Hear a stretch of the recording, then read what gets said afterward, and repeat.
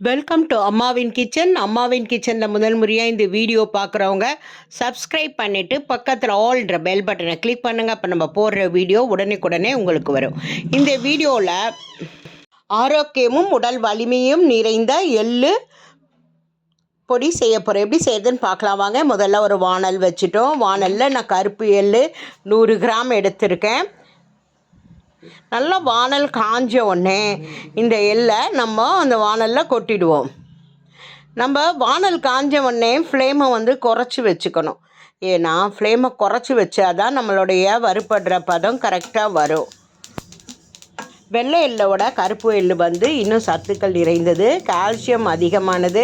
பெண்கள் அடிக்கடி இதை டெய்லி கூட உணவில் ஒரு பொடி இந்த எள்ளு பொடியை போட்டுட்டு நல்லெண்ணெய் விட்டு பிசைஞ்சு சாப்பிடலாம். மூட்டு வலி, உடல் வலி இதெல்லாம் நீங்கும். மூட்டு வலி உடையவங்க, எலும்புலாம் வலிக்கிறவங்க, ஷோல்டர் வலி இருக்கிறவங்க அடிக்கடி இந்த மாதிரி எள்ளு பொடி செஞ்சு சாப்பிடலாம். எள்ளு பாருங்கள் நல்லா வறுப்பட்டுருச்சு. எள்ளு பதமாக வறுத்தா தான் அது நல்லாயிருக்கும். நல்லா தீய வறுத்தோம்னா கசப்பு தன்மை வந்துடும். அதனால் ஃப்ளேமை குறைச்சிட்டு நிதானமாக அது வெடிக்கிற சவுண்டு வெடிக்கும். நல்லா நமக்கு தெரியும், வாசனையும் நல்ல வாசனை வரும் எள்ளு பொரியும் போது. இப்போ நல்லா பொரிஞ்சிச்சு. எள்ளை ஒரு தட்டில் கொட்டி ஆற வச்சிடும். இப்போது எள்ளு 100 கிராம் எள்ளு ஒரு டம்ளர்னால் அதில் 3/4 டம்ளருக்கு தோல் உளுந்து, கருப்பு உளுந்து, உடைச்ச உளுந்து எடுத்திருக்கேன். அதாவது அளவுக்கு 1 டம்ளர் எள்ளு எடுத்தோன்னா அதில் 3/4 டம்ளருக்கு தோல் உளுந்து எடுத்துக்கலாம். 1/4 டம்ளர், அரை டம்ளர் கூட சேர்த்துக்கலாம். நான் இதுவும் ஆரோக்கியமானது என்றதுனால நான் ஒரு முக்கால் அளவுக்கு எள்ளின் 3/4 அளவுக்கு இந்த கருப்பு உளுந்து, தோல் உளுந்து எடுத்துருக்கோம். வெறும் எள்ளை நம்ம மிக்சியில் போட்டு அடித்தோன்னா அது கொஞ்சம் பிசுபிசுப்பு தன்மை வரும். எண்ணெய் பொருள் அல்லவா. அதனால் நம்ம கொஞ்சம் கருப்பு உளுந்தும் சேர்த்து பாருங்கள்.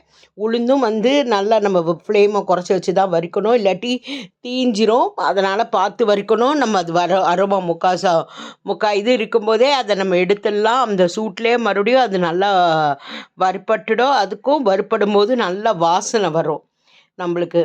பாருங்கள், ஒரு பக்கம்லாம் நல்லா ப்ரௌன் ஆகிடுச்சு. இப்போ நான் எள்ளு எடுத்து வச்சுருக்க தட்டிலேயே இதையும் கொட்டி ஆற வச்சுடுவோம். இட்லி, தோசைக்கு தொட்டுக்கிறது மட்டும் இல்லை, இதை சாதத்தில் போட்டும் நல்லெண்ணெய் விட்டு சாப்பிட்டுக்கலாம். அப்புறம் ரைஸ், கடுகு, உளுத்தம்பருப்பு, காஞ்ச மிளகாய் இதெல்லாம் போட்டு தாளிச்சிட்டு எள்ளு சாதத்தை போட்டு அது மேலே எள்ளு பொடி போட்டு கலரி எள்ளு சாதமாகவும் செய்யலாம். இப்போ உளுந்து வறுத்ததை நேரத்தை ஆற வச்சுட்டேன். இப்போ கருவேப்பிலை ஒரு இப்படி பச்சை கருவேப்பிலையே சேர்த்துருக்கேன். கருவேப்பிலை அதிகமாக சேர்க்க வேண்டாம், கொஞ்சமாக சேர்த்தா போதும். ஏன்னா நமக்கு இதில் எள்ளோட ஃப்ளேவர் தான் அதிகமாக இருக்கணும்.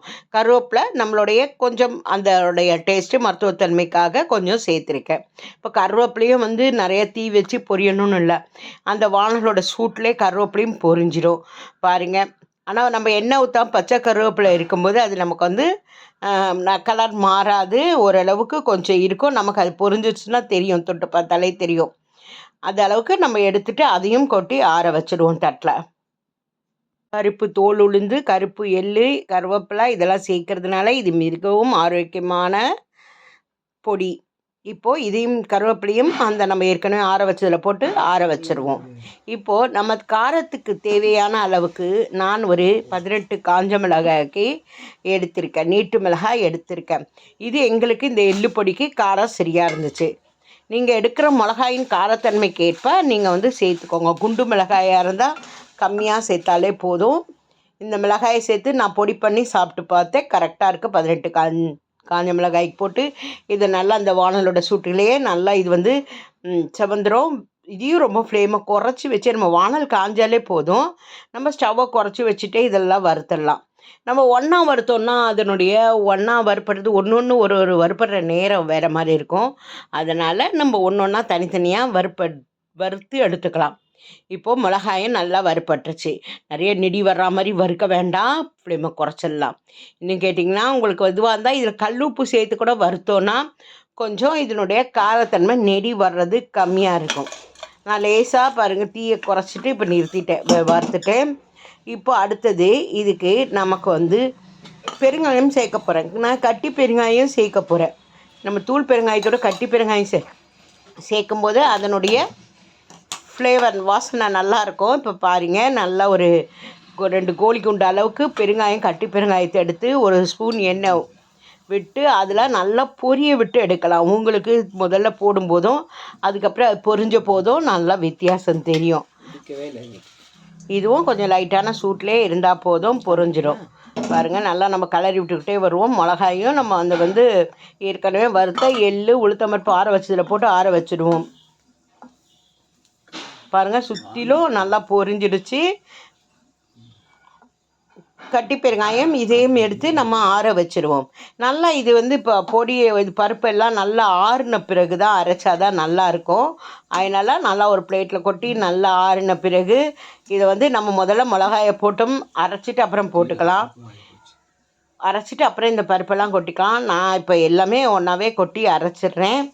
நீங்கள் பிகினர்ஸாக இருந்தால் முதல்ல மிளகாவை கொட்டி அரைச்சிட்டு அதுக்கப்புறமா பருப்பெல்லாம் போட்டு அரைங்க. பருப்பு எள்ளு மட்டும் தனியாக போட்டோன்னா பிசு பிசுப்பு தன்மை வந்துடும். பாருங்கள், நல்லா பொரிஞ்சிடுச்சு.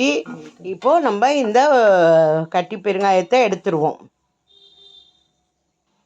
எடுத்ததையும் மறக்காமல் நம்ம ஏற்கனவே ஆற வச்சுருக்க அந்த பிளேட்டில் சேர்த்து அதையும் ஆற வச்சுடுவோம். இப்போது இதுக்கு தேவையான உப்பு எடுத்துப்போம். நான் கல் உப்பு தான் எடுத்திருக்கேன். கல்லுப்பு தேவையான அளவுக்கு எடுத்துகிட்டு நம்ம இந்த மிளகாய் எள்ளு உளுந்து வறுத்த இந்த சாமான்களோடையே தேவையான கல்லுப்பையும் சேர்த்துருவோம். இப்போ நல்லா இது ஆறிடுச்சு. ஒரு மிக்சி ஜாரில் சேர்த்துட்டு இதை நல்லா கொஞ்சம் ரொம்ப பவுட்ராக வேணாம், கொஞ்சம் குறக்குறன்னு உளுந்து குறக்குறன்னு எடுப்போம். ரொம்ப பவுட்ராக அடிச்சுட்டே இருந்தோன்னா எண்ணெய் பிசுக்காயிடும். குறக்குறன்னு அரைச்சி எடுத்துகிட்டு வந்துடுவோம். பாருங்கள், நம்ம எள்ளு பொடி ரெடி ஆகிடுச்சு. மிக்ஸி ஜாரில் அரைச்சி கொண்டு வந்தாச்சு.